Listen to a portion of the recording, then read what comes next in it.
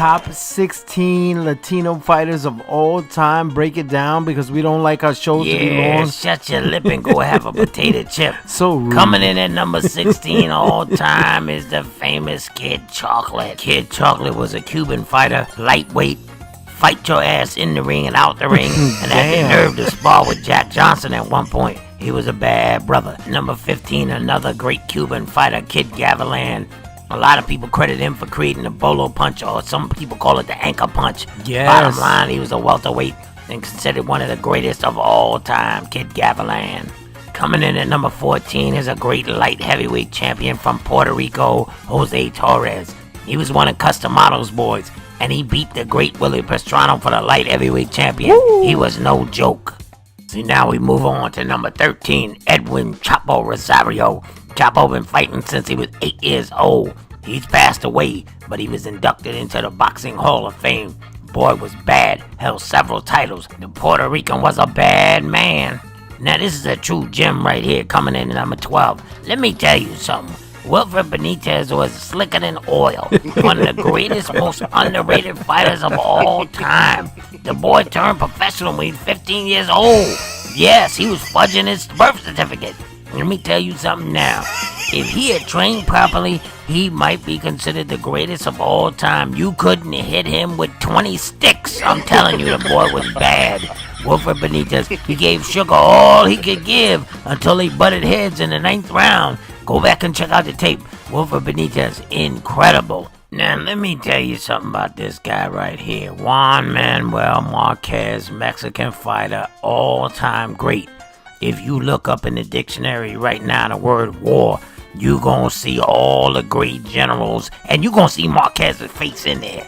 I'm telling you, that boy went to war multiple times with multiple people. When he came to fight, he fought. Now, yeah, there was rumors of him performance-enhancing drugs, and there was rumors that he drank his own pee before a fight. Bottom line, he knocked Manny Pacquiao the F out. Yes, he did. Ain't nobody did that. That's bad in itself. Okay, Rev, we're moving into the top 10. Give us your top 10 Latino fighters of all time. Oh, Lord, I want to go in the top 10 right now, but my throat is a little parched. I'm a little thirsty. You got something to drink? Yes, we have some water, some lemonade. What do you need? Lemonade? I need something with a little kick to it to get me to the top 10. Come on, man. War. That's what's on my mind. He's just hanging a big right hand. That's it. I'm the best ever. I'm the most brutal and vicious and most ruthless champion there's ever been. Oh, the right hand.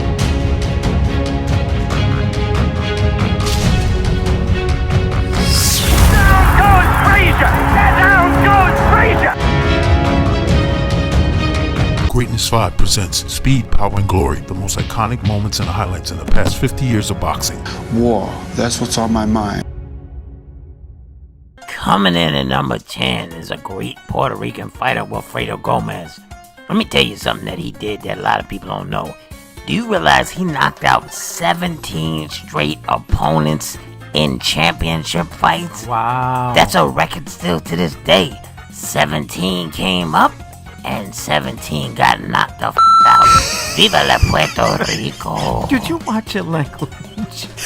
Watch your language. I apologize. I meant to say 17 came up and 17 went to sleep.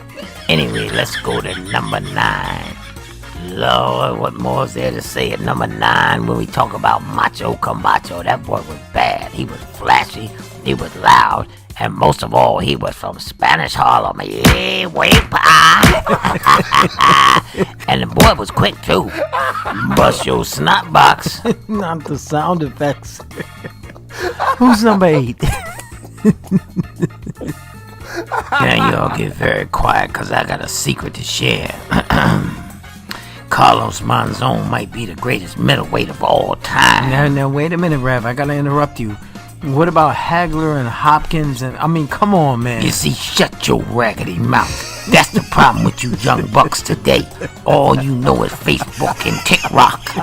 It's not Tick Rock, it's TikTok. I don't care if it's Tick Dick. Shut up and let me school you on Carlos Monzon.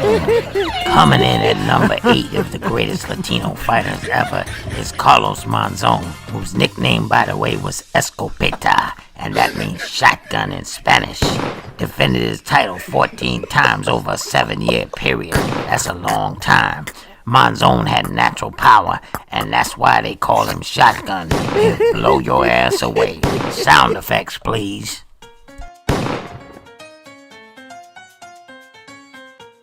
Now, I know a lot of people gonna get upset with this, but check it out. I have Felix Trinidad El Tito rated very, very high. You know why? He could do something only Joe Louis could do. He could deliver a 6-inch punch, direct line, no wasted space or energy, pow. And also, did you know he won his first title when he was 17 years old?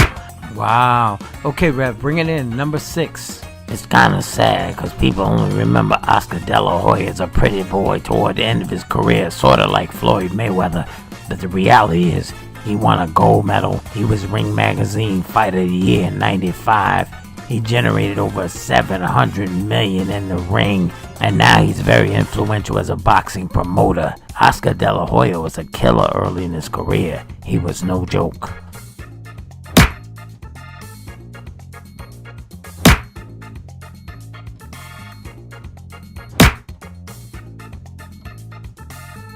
War, that's what's on my mind. Instinct, Arguello. He's just hanging a big right hand. That's it. I'm the best ever. I'm the most brutal and vicious and most ruthless champion there's ever been. Oh, the right hand.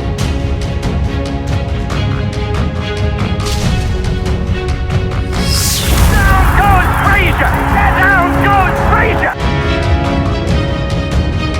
Greatness 5 presents Speed, Power, and Glory, the most iconic moments and highlights in the past 50 years of boxing. War, that's what's on my mind. Top 5 Latino fighters of all time. Coming in at number 5, who you got? You know, I don't want to offend anybody when I say this, but the reality is, I only gave Canelo the number 5 spot because it's more of a lifetime achievement award.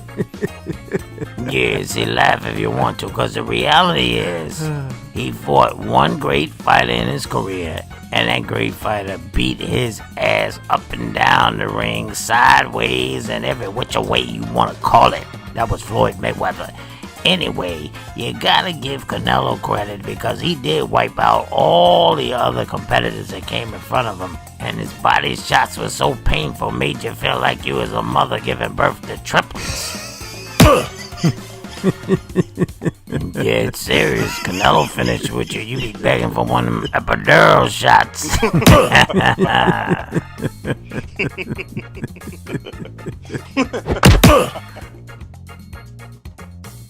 Now, let me tell you something. Coming in at number 4 is my main man, Alexis Arguello. Arguello is back. Wait. His name is Alexis Arguello. It's not Arguello. See, now, this is what you get when you go to college. See, you get all fancy with your words. I don't care, because let me tell you something. To me, he was Alexis the ass whooper. Like I'm about to do you up in. You lucky I got on my house slippers up in here, because I put my foot up your ass and send me correcting me on national TV. Now, let's get back to it. Alexis was the consummate professional. I mean, that boy was bad. He was at pinpoint accuracy, and he had power to go with it. But you know the weird thing about him, Reginald, that I could not understand is Alexis would beat your ass and then be the nicest person in the world to you. As soon as he done cracked your skull, he'd be in it, hey, is your skull okay? You know, stuff like that. I mean, it bothered me that he'd beat your ass and then be nice to you throughout the ass whooping. Now it's getting kind of sad as we go to number 3. Salvador Sanchez, in my opinion, could have gone down in history as the second greatest fighter of all time after Sugar Ray Robinson. That's right. Salvador was right there. He had combinations, pinpoint accuracy, he had a tough chin, he had a great heart, and sadly, he got killed in a car accident at the peak of his career. He beat about 6 great fighters, beat them down back then.